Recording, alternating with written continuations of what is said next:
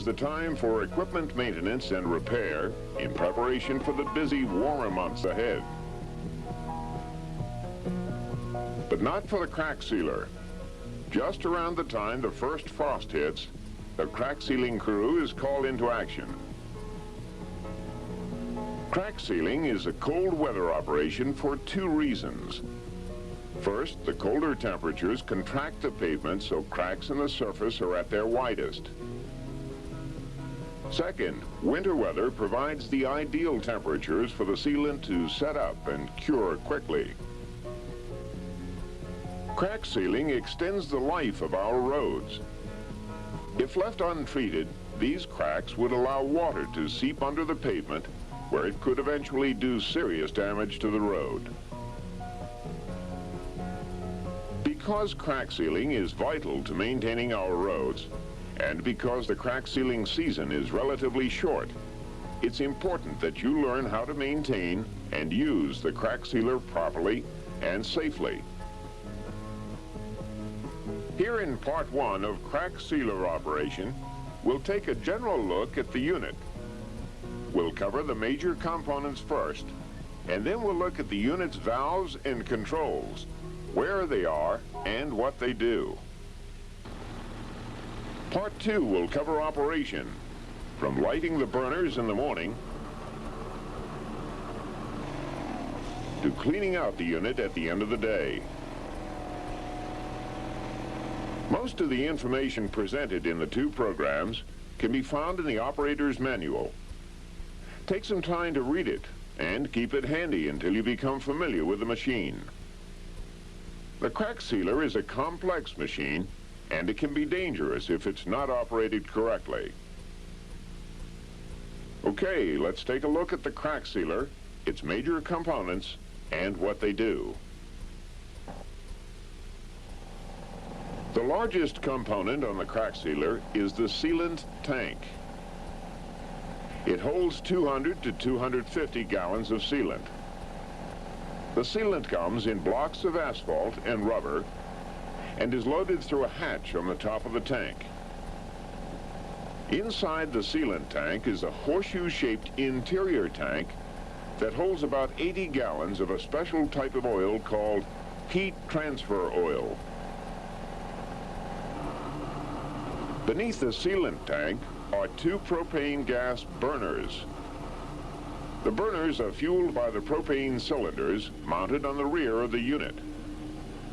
These burners heat the heat transfer oil, which in turn heats and melts the sealant in the sealant tank. An auger inside the sealant tank agitates the sealant. The rotation of the auger sort of stirs the sealant. The constant movement helps keep the asphalt and rubber from separating during the melting process.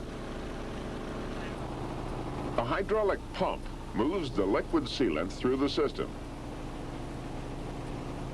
The pump sends the sealant out through the applicator wand so it can be applied directly into the cracks.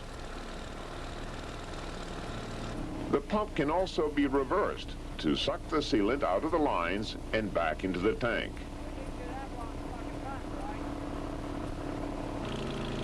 Both the pump and auger are powered by a gasoline engine. You can increase or decrease power to the pump and auger by adjusting the engine throttle. Finally, there's the solvent and hydraulic oil storage tank. The tank is split in half, solvent on one side and hydraulic oil on the other. The solvent, usually number 2 diesel fuel, is used to clean the lines after you use the crack sealer. And the hydraulic oil is used to operate the pump and auger. Okay, that takes care of the major components. Now let's look at the valves on the crack sealer. There are a lot of them.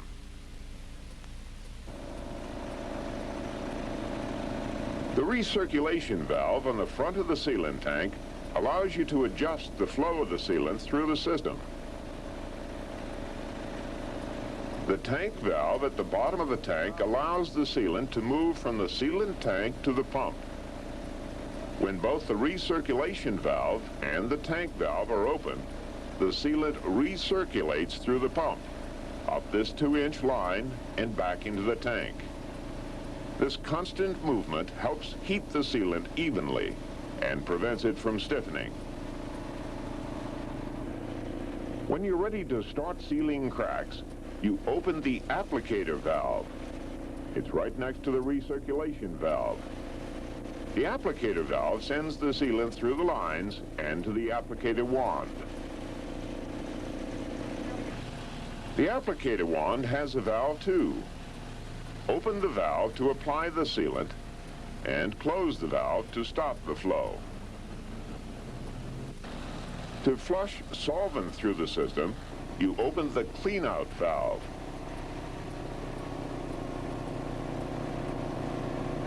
The cleanout valve allows solvent to enter the lines so it can be pumped through the system to clean out the lines. Finally, there's the drain valve. It's at the bottom of the front of the sealant tank, and you use it to drain the solvent from the system after cleanout. Okay, that's it for the valves. We'll take a closer look at them in part 2. Now for the controls. The two controls you'll use most often are for the hydraulic pump and auger. The control on the right controls the rotation of the auger. You can rotate the auger clockwise or counterclockwise by moving the control up or down from the center neutral position. The control on the left operates the hydraulic pump. Push it down to pump material through the system and push it up to reverse the pump for suction. The burner control box at the rear of the unit has 3 controls. The 2 levers on the outside of the box are the burner controls. They have to be opened to light the burners. Inside the control box is the temperature control dial. You use the dial to set the temperature of the heat transfer oil. There are 3 temperature gauges on the crack sealer. One tells you the temperature of the heat transfer oil. One gives the temperature of the material in the sealant tank. And the third one tells you the temperature of the sealant circulating through the 2-inch line. The gauge on the top of the sealant tank tells you how hot the material is inside the tank. And the gauge on the 2-inch line reads the temperature of the sealant as it circulates through the system. These 2 gauges have to register the same temperature before you begin applying the sealant. By now, you've probably gotten the idea. The crack sealer is not a simple machine. The purposes of all these controls will become a little clearer when we take a more detailed look at operating the unit in part 2.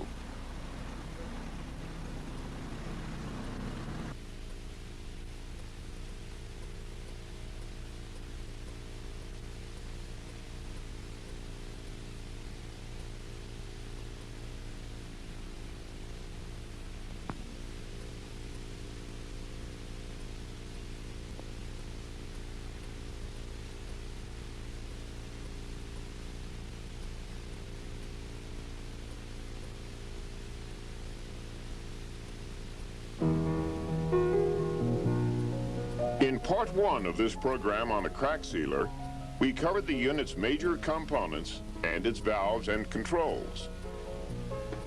Now in part 2, we'll look at operation. First, we'll cover daily checks, then lighting the burners, agitating the sealant, applying the sealant, and finally cleaning out the unit at the end of the day. Okay, let's get started with daily checks. Most of the checks you make can be done after you light the burners and start heating the sealant. That's because it takes a while, up to an hour, to heat the sealant enough to begin agitation. But there are 4 things you should check before you light the burners. First, make sure you've got some sealant in the sealant tank. Never heat a dry tank. Next, check the level of the heat transfer oil. The dipstick is on top of the sealant tank. Keep it near the full mark on the stick. If it's low, be sure to add the right type of oil. It has to withstand temperatures in excess of 500 degrees. And don't overfill the tank. The oil needs room to expand as it warms up. Then check the solvent and hydraulic oil levels. Remember, they share this split tank, solvent on one side and oil on the other. Both levels should be about 3 to 5 inches from the top of the tank. Okay, at this point you're ready to light the burners, but we'll cover that a little later. For now, let's stick with the daily checks. After you light the burners, take some time to look over the unit. Check the trailer tires for correct inflation, uneven tread wear, or loose and broken lug nuts.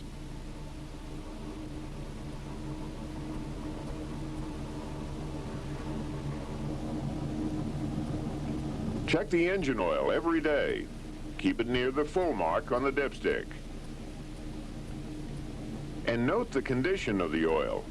Extremely dirty or contaminated oil can ruin the engine, so take a good look.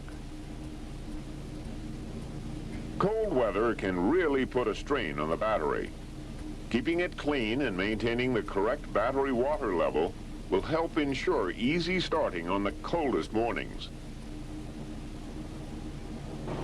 Next, you should estimate how much propane you have in the cylinders. Here's an easy way to tell. When the cylinder is open, frost forms at the level of the propane.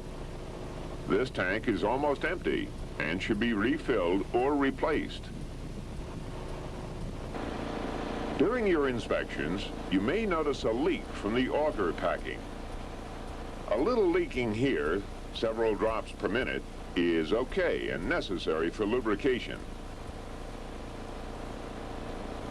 But if the leaking becomes excessive, you'll have to tighten or repack the packing gland. Inspect the hitch and safety chains and hook up the electrical connector from the trailer to the truck.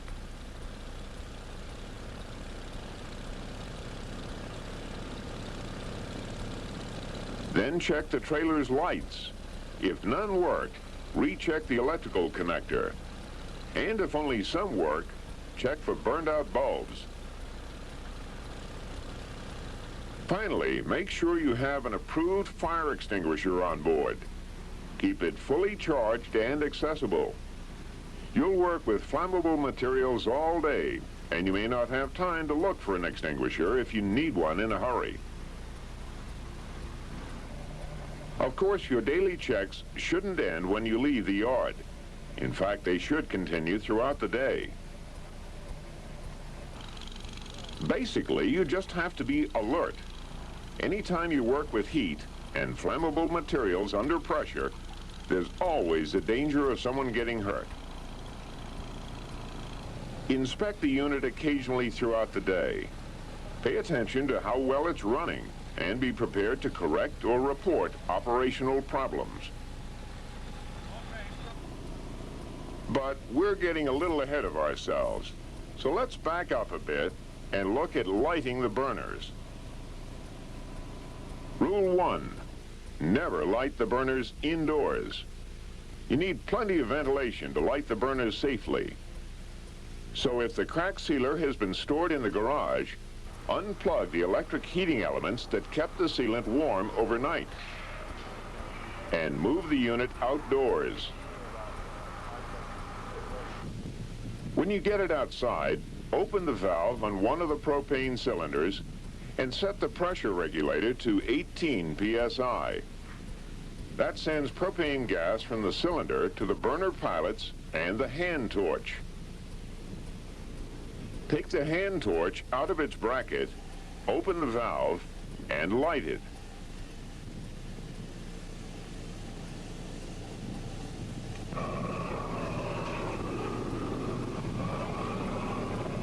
Then press down the two pilot buttons in the burner control box with one hand and hold the torch near the burner pilots with the other hand until you see the pilot's light. Release the pilot control buttons after about 30 seconds. Shut off the hand torch and open the two burner valves on the outside of the control box. The pilots should light the burners in about 30 seconds.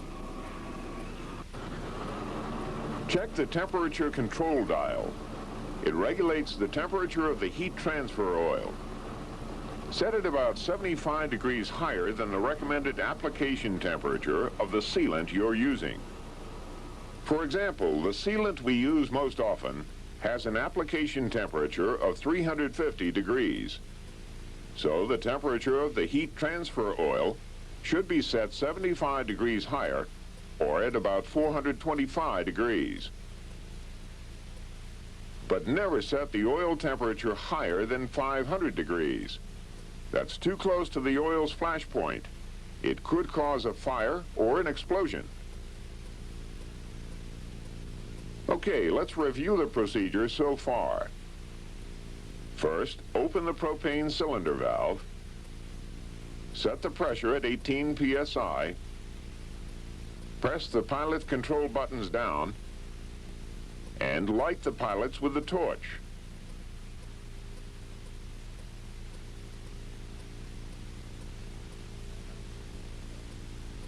After 30 seconds, release the pilot buttons, turn off the hand torch, open the burner valves, and check the temperature setting for the heat transfer oil.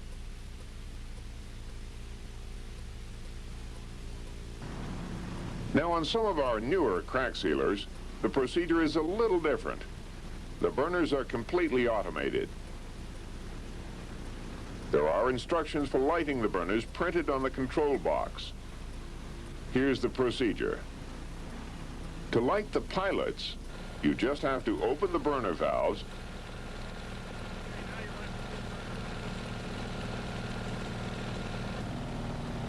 and open the propane valve.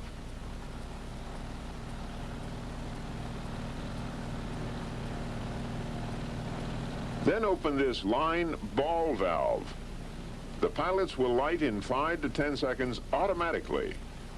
When the pilots light, set the temperature control dial at the recommended temperature. The burners will kick in just a few seconds. Rule 2, never leave the unit unattended while the burners are on. So if you have to leave the crack sealer for any reason, close the propane valve, and when the burners flame out, close the burner valves. Only then is it safe to leave the unit.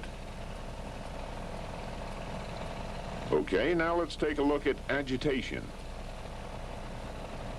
Normally, you can begin agitation within an hour after lighting the burners. Agitation accomplishes two things. First, agitating the sealant speeds up the melting process. And second, agitation helps keep the asphalt and rubber in the sealant from separating as it's heated. To begin agitation, you have to start the crack sealer's engine. The engine powers the unit's hydraulic auger and pump. After you start the engine, move the auger control up or down from the center neutral position. The auger rotates inside the sealant tank and stirs the sealant.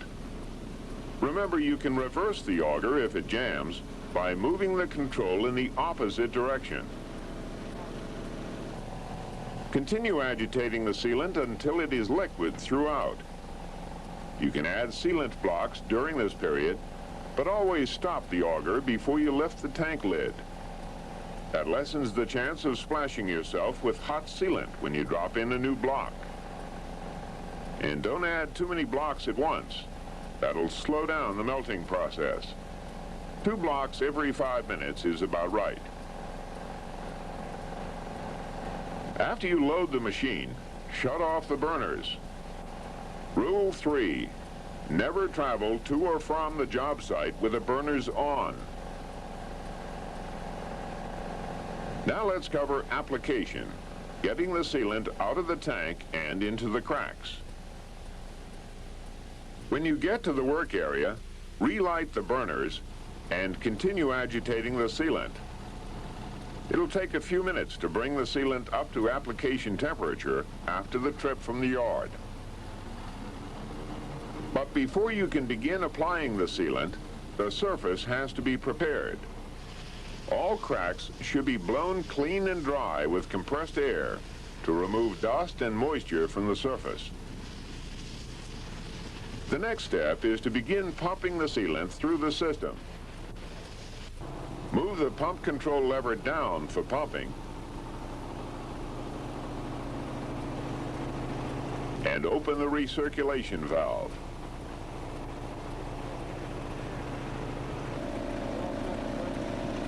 Next, open the tank valve to let the sealant recirculate through the pump, up the 2-inch line and back into the tank. Check the temperature gauge on the 2-inch line. It should match the temperature of the material in the sealant tank. Then place the applicator wand in the opening at the rear of the tank and open the wand valve. Now to get the sealant pumping through the wand, open the applicator valve. When the applicator valve is open, it diverts the sealant flowing through the 2-inch line and sends it to the applicator wand. You can control the flow of the sealant now by adjusting the recirculation valve. The tighter you close it, the more sealant will move through the wand. Okay, let's review. To pump sealant through the system, move the pump control down. Open the recirculation valve, then open the tank valve to allow the sealant to enter the pump and circulate through the 2-inch line. When the sealant in the 2-inch line reaches application temperature, open the wand valve and place it in the rear tank opening. Then open the applicator valve to send the sealant to the wand. And adjust the recirculation valve until you get the pressure you need. Now you're ready to start sealing cracks.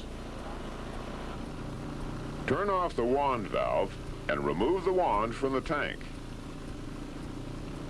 Then open the wand valve and place it down low, near the crack.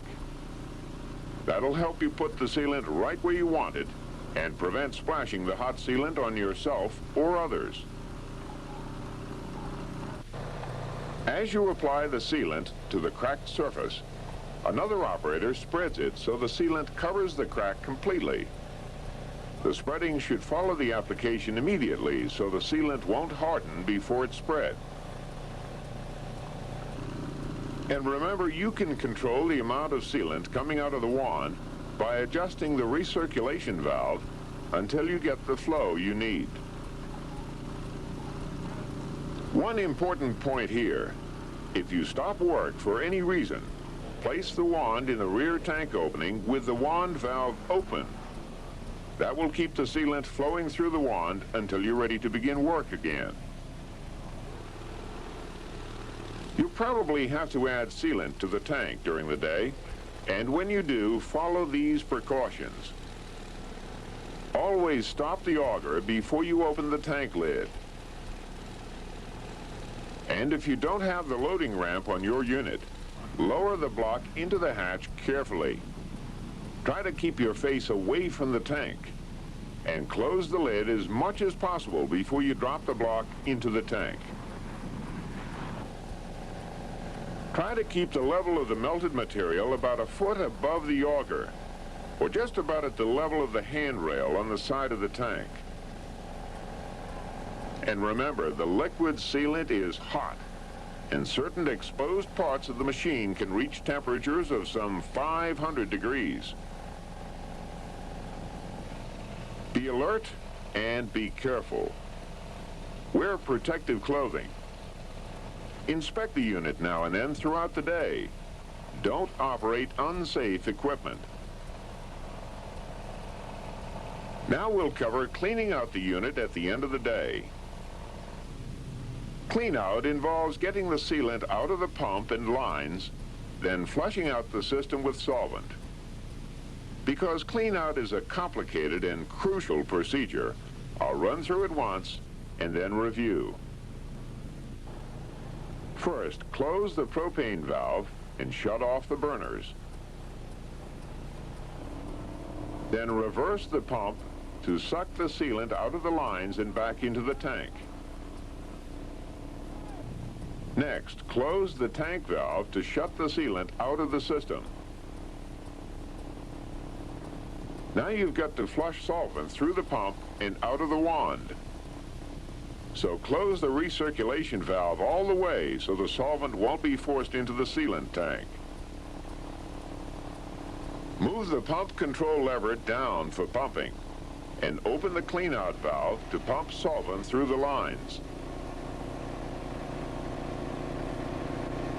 Hold the wand over a bucket with the wand valve open. When the solvent flows freely through the wand, close the clean-out valve and put the pump control lever back in neutral. Okay, you've flushed the sealant out of the system. Now you have to get the solvent out too. Place the bucket under the drain pipe and open the drain valve. Move the pump control up for suction. The pump will suck the solvent out of the system and into the bucket. When all of the solvent has been pumped out, close the drain valve and shut off the engine. And that's it. Sound complicated? Well, it is. There are a lot of steps involved. Let's go over clean out one more time. First, shut off the burners. Then reverse the pump to suck the sealant out of the wand. Keep the wand valve open. After a minute or so, close the tank valve to shut the sealant out of the system.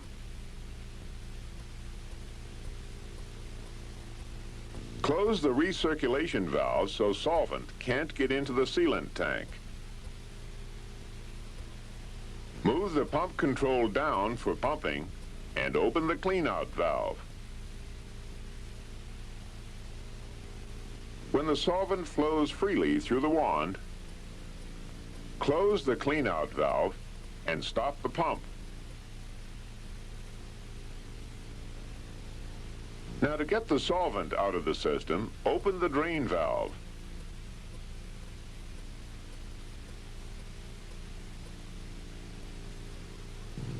And reverse the pump until all the solvent drains from the system.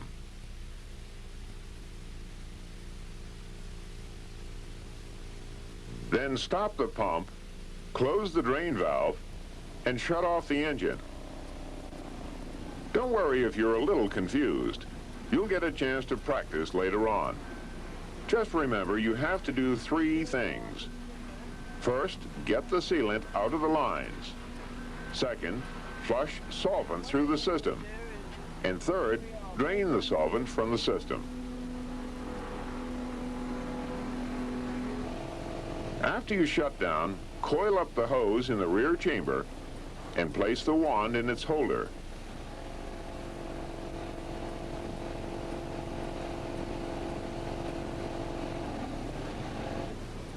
And when you get back to the yard, plug in the electric heating elements to keep the remaining sealant in the tank warm overnight. Okay, that's it for our programs on the crack sealer. As you've seen, the crack sealer is a complex piece of equipment, and the crack sealer operator has a lot to do. It's going to take some time and some practice to learn how to do it right.